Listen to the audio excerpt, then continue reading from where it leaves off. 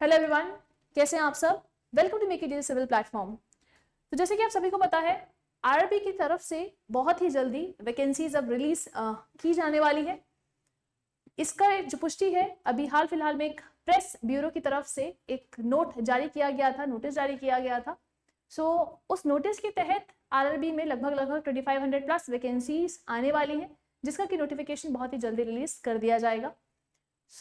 आज हम उसी की रिस्पेक्ट में यहाँ पर आरआरबी का एग्जाम पैटर्न किस तरीके का है और सिलेबस कैसा रहता है वो जानने के लिए यहाँ पर आए हैं। तो चलिए चलते हैं सेशन की तरफ और जानते हैं कि आरआरबी में टेक्निकल में यहाँ पर क्या क्या पूछा जाने वाला है, कैसा आपका एग्जाम पैटर्न यहाँ पर रहने वाला है। तो बात करते हैं आपके एग्जाम पैटर्न की। तो आपका सीबीटी जो है, सीबीटी टोटल आपका नॉन टेक रहता है। यहाँ पर मतलब जनरल अवेयरनेस, रीजनिंग से क्वेश्चन यहाँ पर काफी पूछे जाते हैं।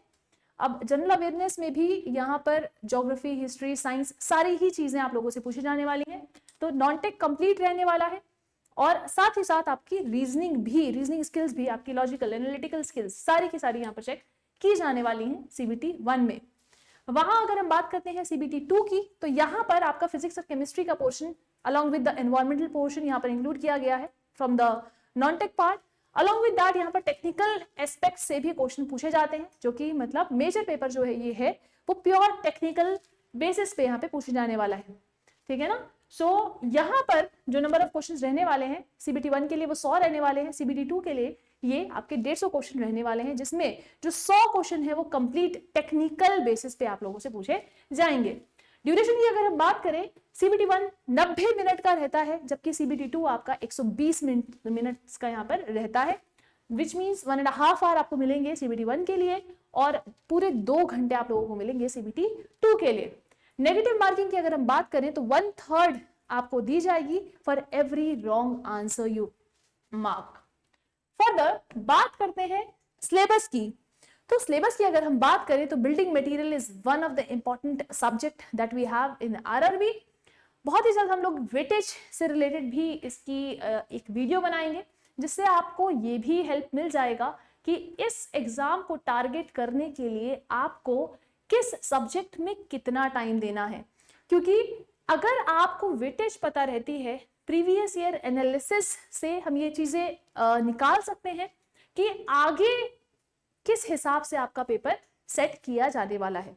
दैट मीन्स आपको किस सब्जेक्ट को कितना ज्यादा टाइम देना पड़ेगा एक उस पर्टिकुलर एग्जाम को टारगेट करने के लिए।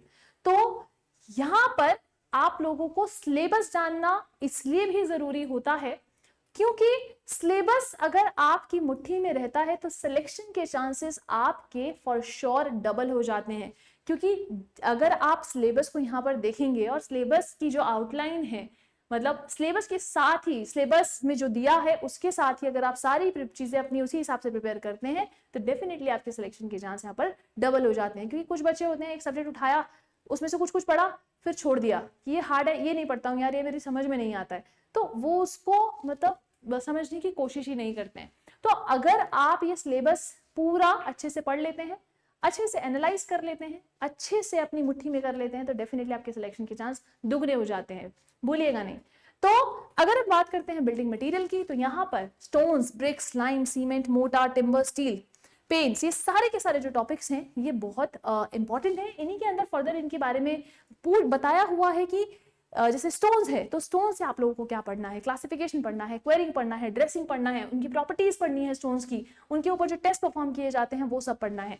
ब्रिक्स की अगर हम बात करें तो टाइप्स, मैन्युफैक्चरिंग डिफेक्ट्स, ये सब चीजें हम लोगों को ब्रिक्स को लेकर यहाँ पर पढ़नी है।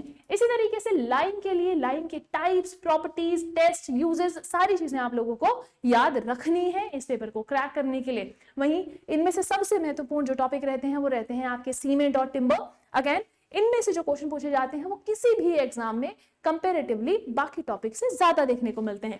तो सीमेंट और टिम्बर को तो बिल्कुल आप लोगों को गांठ बांध के यहाँ पर रख लेना है बच्चों, ठीक है ना। पर इसका मतलब ये नहीं है बाकी टॉपिक को छोड़ देना है, क्योंकि इसमें सारे ही टॉपिक्स आप लोगों के इंपॉर्टेंट रहते हैं। कहीं से भी कुछ भी क्वेश्चन आप लोगों से पूछा जा सकता है जिस हिसाब से ट्रेंड यहाँ पर चल रहा है, टिम्बर में डिफेक्ट, सीजनिंग, प्रिजर्वेशन, यूजेस, सारी चीजें आप लोगों को पढ़नी है। स्टील्स में उसके types, properties, uses, corrosion prevention, सारी चीजें। हम करोजन प्रिवेंशन को भी लाइट सोच के छोड़ देते हैं, पर आपको ऐसा नहीं करना है, इसको भी आप लोगों को बहुत अच्छे तरीके से पढ़ना है बच्चों। वहीं पेंट, वार्निशेस, डिस्टेम्पर्स, एडहेसिव्स, ये भी आपको अच्छे से पढ़ना है। बच्चे पेंट्स पढ़ के छोड़ देते हैं, वार्निशेस को ध्यान नहीं देते, तो वहां से क्वेश्चन फ्रेंच वार्निश से आ जाता है, अरे बचा हुआ, अरे वार्निश नहीं पता फ्रेंच वार्निश क्या है ना। तो यहाँ पर इसीलिए डिस्टेम्पर, वार्निशेस और एडहेसिव भी उतने ही इंपॉर्टेंट है जितना आपका पेंट्स हो जाता है। फर्दर बात करते हैं सर्वेइंग की। तो सर्वेइंग से अगर हम बात करें तो प्रिंसिपल्स, उनकी classification, chain surveying, compass, levelling, theodolite surveying, curves, tacheometry, plane table surveying, total station, ये तो इंस्ट्रूमेंट्स का पार्ट हो गया, EDM, total station, GPS basics, ये सारी की सारी चीजें आपकी सर्वेइंग से यहाँ पर पूछी जाने वाली हैं। फर्दर अगर हम बात करें चेन सर्वेइंग की, तो इंस्ट्रूमेंट्स कौन कौन से यूज हो रहे हैं, एरर्स कौन कहाँ से आ रहे हैं, एरर्स पे न्यूमेरिकल, ये सारी चीजें आपकी पेपर पे फॉर श्योर पूछी जाती हैं। वही कंपास सर्वेइंग में बियरिंग, लोकल अट्रैक्शन, ये सब इन पे न्यूमेरिकल्स भी आप लोगों के पूछे जाते हैं। फर्दर बात करते हैं लेवलिंग की, तो लेवलिंग के टाइप से काफी क्वेश्चन आते हैं, मेथड्स, करेक्शन, कंटूरिंग। कंटूरिंग तो अगर अगेन एक अलग चैप्टर हो जाता है, ठीक है ना। तो कंटूरिंग भी आपका उतना ही इंपॉर्टेंट है, आपको जितनी लेवलिंग को तवज्जो देनी है उतनी कंटूरिंग को भी देनी है। Contouring is not just a definition है, कंटूरिंग अपने आप में एक बड़ा चैप्टर है। वहीं थियोडोलाइट सर्वेइंग में ट्रैवर्सिंग, एरर्स, एडजस्टमेंट, फिर कर्व्स में simple, compound, transition curve, curves are very important, यहाँ से भी न्यूमेरिकल पूछे जाते हैं, ठीक है ना। टेक्योमेट्री, प्रिंसिपल, स्टेडिया मेथड, यहाँ से भी डिस्टेंस मेजरमेंट के क्वेश्चन काफी पूछे जाते हैं। प्लेन टेबल सर्वे में methods and errors, total station, EDM और जीपीएस के बेसिक्स, ठीक है ना। ग्लोबल पोजिशनिंग सिस्टम के बेसिक्स भी आप लोगों को पता होनी चाहिए, जैसे नंबर ऑफ सैटेलाइट आपको कितनी चाहिए रहती हैं कवरेज के लिए, मिनिमम नंबर ऑफ सैटेलाइट्स कितनी है, ठीक है ना। तो इस तरीके से आप लोगों को पता रहना चाहिए और ये सब आप लोगों को यहाँ पर पढ़ना पड़ेगा इस पेपर को क्रैक करने के लिए। फर्दर बात करते हैं सोम की, which is the strength of material. यहाँ पर अगेन आपको बेसिक्स पढ़ने हैं, स्ट्रेस, स्ट्रेन, इलास्टिक कांस्टेंट्स, ठीक है ना। ये सारी बेसिक डेफिनेशंस है, Poisson ratios, Hooke's law, then principal stresses, Mohr circle, ये तो इंपॉर्टेंट है। प्रिंसिपल स्ट्रेसेस तो पढ़ना बहुत ज्यादा जरूरी है क्योंकि इसी पे आपका आगे का जो पूरा सिनेरियो टिका हुआ है। Theory of failures, bending moment and shear force diagrams, again this is very very important. फिर bending stresses, shear stress distribution, torsion, thick and thin cylinders, पूरा जो आपका यूजुअल सिलेबस रहता है बाकी एग्जाम्स के लिए, वही सिलेबस आपका आरआरबी में भी देखने को यहाँ पर आप लोगों को मिल रहा है, ठीक है ना। तो इसको भी आप लोगों को बिल्कुल अच्छे तरीके से पढ़ना है बच्चों, ऐसा नहीं करके छोड़ देना है कि यार तब पढ़ लूंगा और अब पढ़ लूंगा, ठीक है ना। जो जब कंप्लीट हो रहा है, जो भी सब्जेक्ट आपको टफ लगता है, मुझे ऐसा लगता है कि उसको पहले उठाना चाहिए ताकि आप उसको अच्छे तरीके से पढ़ सकें, ठीक है ना।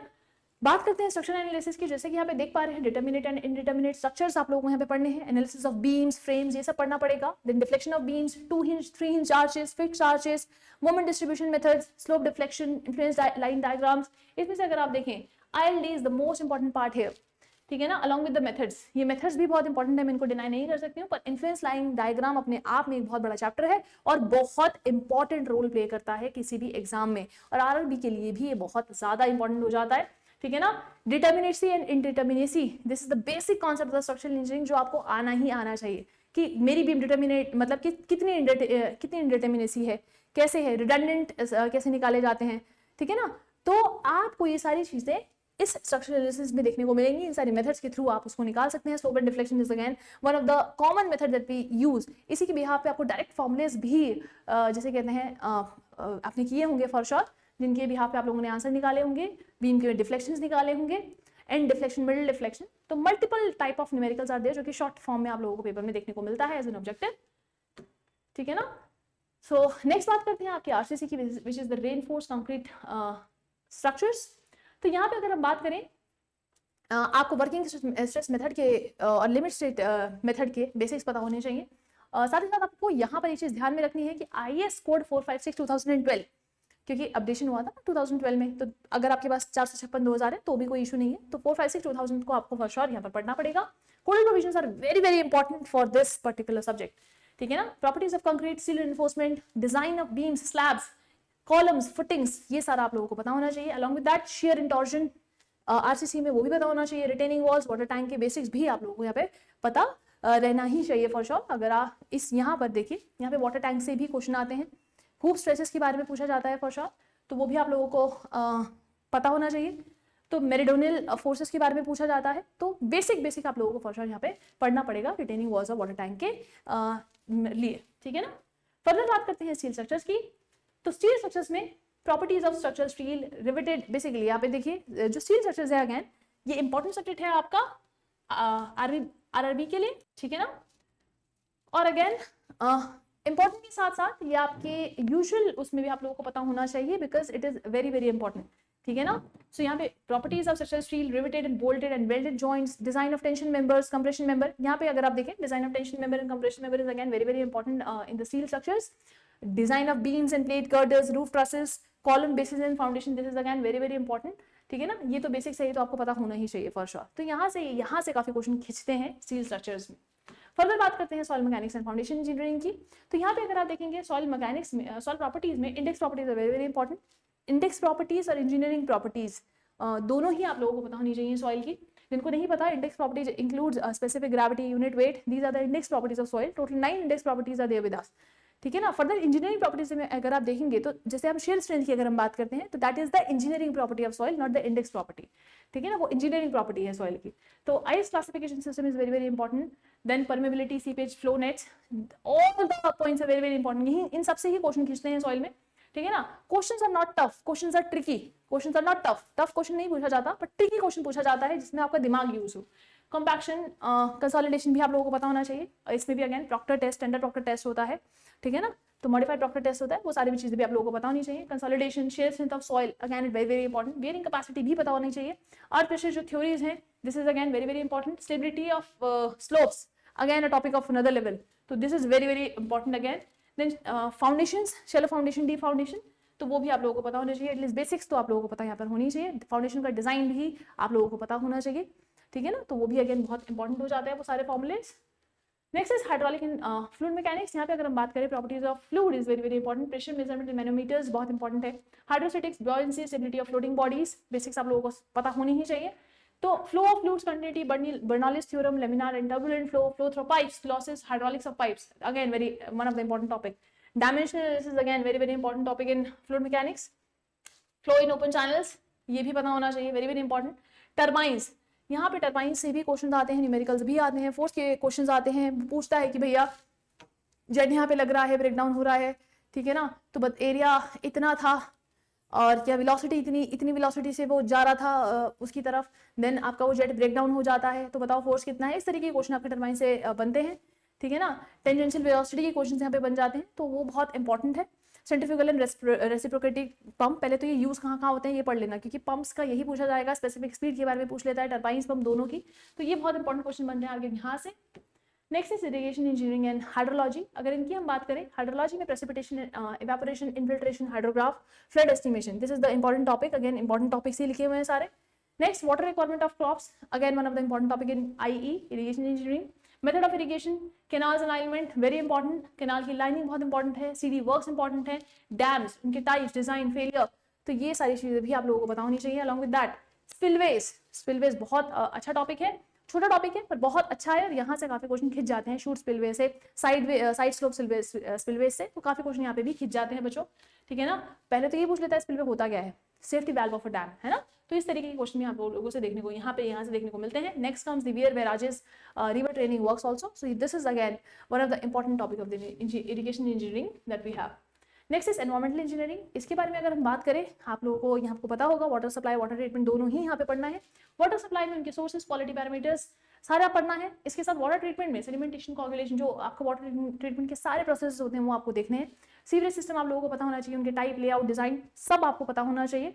Then comes the waste water treatment, जहाँ पे प्राइमरी आप लोगों को यूनिट ऑपरेशन एंड प्रोसेसेस सारे पता होना चाहिए। Preliminary treatment, primary treatment, secondary, advance secondary, then tertiary, यहाँ पे सब कुछ आप लोगों को पता होना चाहिए up till the sludge disposal, right. Then comes the solid waste management, इसमें कलेक्शन, ट्रीटमेंट, डिस्पोजल ये पता होना चाहिए। एयर पॉल्यूशन में सोर्सेस पता होना चाहिए, इफेक्ट्स पता होना चाहिए, control.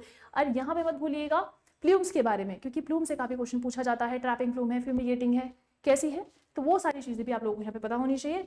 Along with that noise pollution से भी आप लोगों को बताना चाहिए, जैसे कि जो स्टैंडर्ड हम लोग लेते हैं नॉइज पॉल्यूशन के केस में, वो कितनी साउंड को हम स्टैंडर्ड मानते हैं, ठीक है ना। तो it is in terms of micro pascal, तो हम प्रेशर के टर्म्स में वो साउंड की वैल्यू स्टैंडर्ड लेते हैं, तो वो भी आप लोगों को यहाँ पे पता होना चाहिए, और वो आपका क्वेश्चन में पूछा जाता है।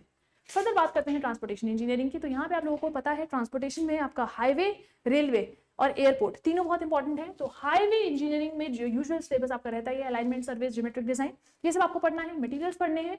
देन हाईवे कंस्ट्रक्शन के लिए water bound macadam, bituminous, cement, concrete roads के बारे में भी आप लोगों को पढ़ना है। फर्दर पेमेंट डिजाइन की बात करें तो फ्लेक्सिबल और रिजिड पेमेंट डिजाइन आप लोगों को पता होना चाहिए। Traffic engineering again one of the biggest topic in highway engineering, जहाँ पे आपको ट्रैफिक स्टडीज पता होनी चाहिए, सिग्नल से साइंस, मार्किंग, ये सारे आप लोगों को पता होने ही चाहिए for sure. Then comes the railway engineering. Railway engineering में आप लोगों को, रेलवे इंजीनियरिंग छोटा सब्जेक्ट है, लेकिन जब आप उसे पढ़ने बैठेंगे ना तो आप लोगों को बहुत जिसने नहीं पढ़ा है, जो पहली बार पढ़ रहा है, तो उसको तो बहुत डीप लगता है वो, ठीक है ना, बट छोटा सब्जेक्ट है, जल्दी खत्म हो जाता है अगर आपने उसको पहले पढ़ा हुआ है। Permanent way, track components, geometric design, points and crossing, signalling, ये सारी चीजें आप लोगों को पढ़ने की जरूरत यहाँ पर पढ़ने वाली है। फर्दर अगर हम एयरपोर्ट इंजीनियरिंग की बात करें, इसका डाटा आप लोगों को ऑनलाइन भी बहुत कम मिलेगा। तो but airport is one of the major subject that we have, जो आपको पता होना चाहिए। आजकल एग्जाम्स में पूछा जा रहा है, चाहे आप लेक्चरर का पेपर उठा लो, ए लेवल का पेपर उठा लो, या कोई भी। तो अब ये एयरपोर्ट इंजीनियरिंग जिसे कहते हैं एक इंपॉर्टेंट सब्जेक्ट यहाँ पर बनता जा रहा है। तो एयरपोर्ट भी एक छोटा सब्जेक्ट है, बहुत बड़ा सब्जेक्ट है, इसको नहीं कहूंगी। तो यहाँ पर अभी आपको layout, runway orientation, geometric design, taxiway, terminal buildings, बहुत बेसिक बेसिक चीजें हैं, ज्यादा इसमें कुछ है नहीं, है ना। तो ये पता होना ही चाहिए, और यहीं से आप लोगों के न्यूमेरिकल्स भी छोटे छोटे पूछ लिए जाते हैं, ठीक है ना।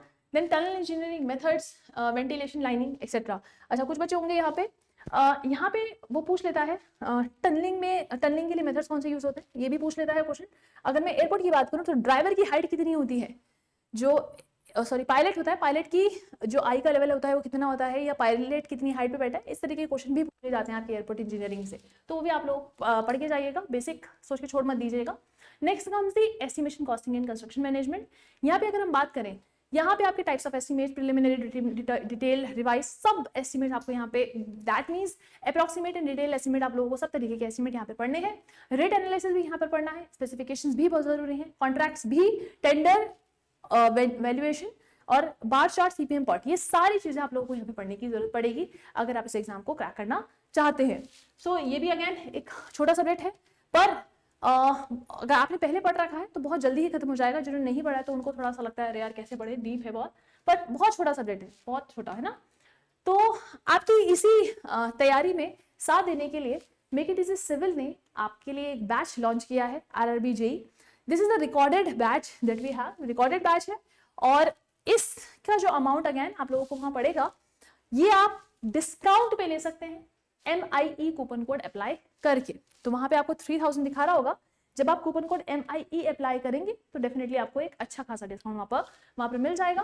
तो अगर आप मेक इट इजी सिविल के साथ ज्वाइन होना चाहते हैं और अपनी तैयारी को मेक इट इजी सिविल के साथ जोड़ना चाहते हैं, तो आज ही आप मेक इट इजी सिविल का ऐप डाउनलोड करें और वहां पे जाके आप RRB JEE का थंबनेल को ज्वाइन करें, और अगर आप इस कोर्स को परचेज करना चाहते हैं तो वहां पे जाके इसको पे करके परचेज कर सकते हैं। तो आज का सेशन हम यही एंड करते हैं, मिलते हैं अपने नेक्स्ट सेशन में। आज के लिए इतना ही, धन्यवाद।